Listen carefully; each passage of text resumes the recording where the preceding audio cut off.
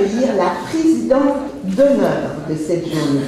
C'est une femme que j'aime beaucoup, qui a une trajectoire extrêmement inspirante. Elle a été la première femme ombudsman au service français de Radio-Canada. Elle a été journaliste, vous le savez, pendant 25 ans et correspondante un peu partout. Une journaliste engagée.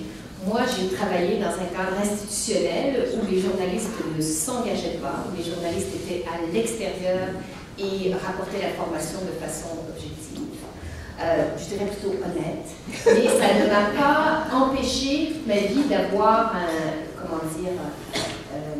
un intérêt et une préoccupation pour, en général, les plus faibles de la société, mais aussi les femmes, parce qu'évidemment, j'en suis une.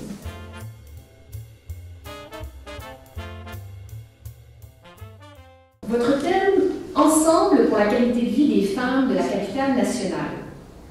Alors, d'abord, le fait qu'on discute de cet enjeu à la clé, entre hommes et femmes, en soi, je crois qu'il faut se dire que c'est un progrès.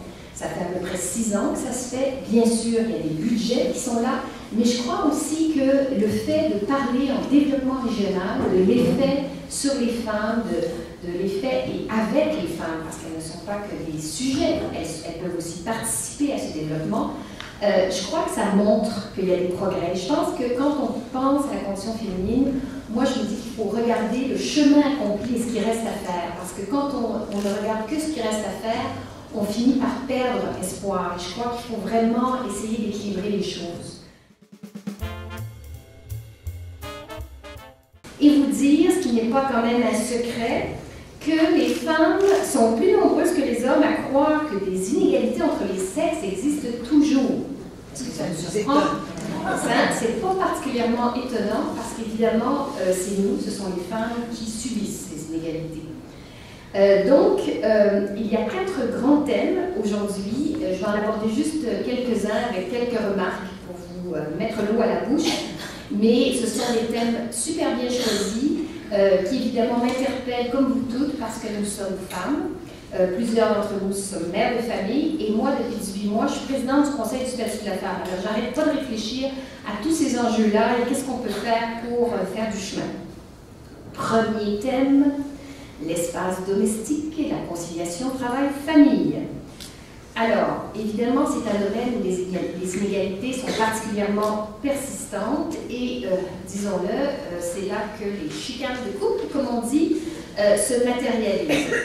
Et, sans vous parler trop de ma vie, comment dire, depuis que je suis au conseil, j'entends cette espèce de leitmotiv de « ben oui, ils participent beaucoup plus, mais il faut leur faire une liste, il faut leur dire quoi faire ». C'est surtout cette question d'initiative qui est difficile. Je le sais, on est tapé dans les stéréotypes, je suis sûre que ce n'est pas tous les hommes, mais le problème de la planification, le problème de voir un petit peu plus loin, on dirait que ça nous revient toutes, et ce qui fait qu'on a toujours un petit hamster dans la tête qui dit ne pas oublier les camps de vacances, ne pas oublier le dentiste, et le dentiste, il faut que ça soit pas mal une journée pédagogique.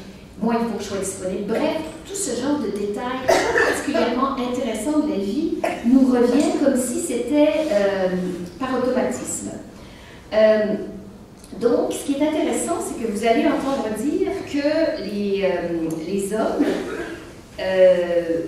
dans ce cas-là, ce qu'on ne sait pas, dans ce cas-là, c'est peut-être que les hommes qui disent en faire pas mal surestiment leur participation ou peut-être que les femmes sous-estiment la participation des hommes. Ça, c'est vraiment une question ouverte. On ne pourra peut-être pas trouver réponse et il faudra peut-être essayer de voir pourquoi il y a des différences entre la perception et la réalité. Au Québec, les hommes consacrent 60% de leur temps productif à des activités professionnelles et 40% de leur temps productif à des activités des tâches domestiques. Chez les femmes, c'est l'inverse.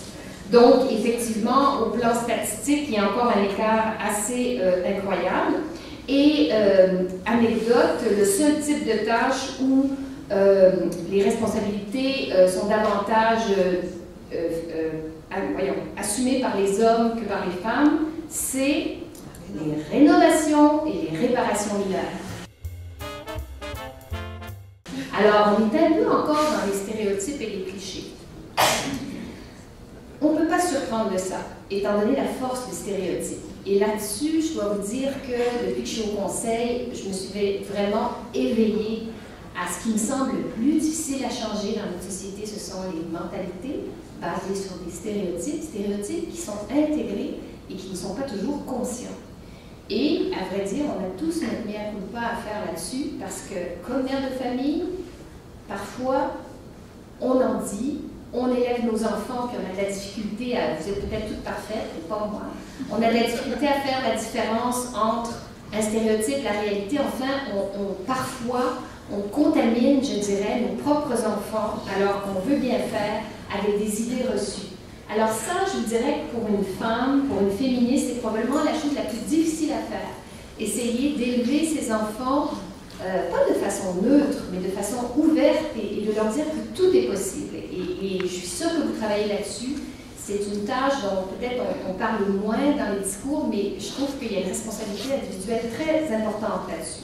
C'est pour vous dire qu'on est à une époque où on parle de libre choix, que tout le monde devrait, assumer ses responsabilités, mais le poids des politiques publiques compte dans les changements de mentalité. On le sait, les 3/4 des jeunes pères prennent ce congé parental de 5 semaines non transférable. À travers le Canada, c'est plutôt 25% des pères qui prennent un congé parental. Donc, il y a une différence au Québec qu'il faut noter, qui est remarquable. Et nous espérons, bien sûr, il est un peu tôt pour voir si vraiment encore ça a un impact précis, mais ce que tout le monde espère, c'est que le temps passé avec ses enfants fasse que, éventuellement, les tâches domestiques, les tâches ménagères, que tout ça va participer à une plus grande division des tâches par la suite. Bien sûr, ça, le problème de tout ça, c'est qu'on ne sait pas ce qui se passe dans l'intimité des couples. On a beau faire des recherches. Alors, je parlais à une chercheure dans ce domaine-là qui dit oui, mais ce qui se passe, c'est que les hommes, les jeunes pères, prennent le congé en même temps que la jeune mère. Alors, que font-ils? Est-ce qu'ils regardent la jeune mère et la soutiennent psychologiquement?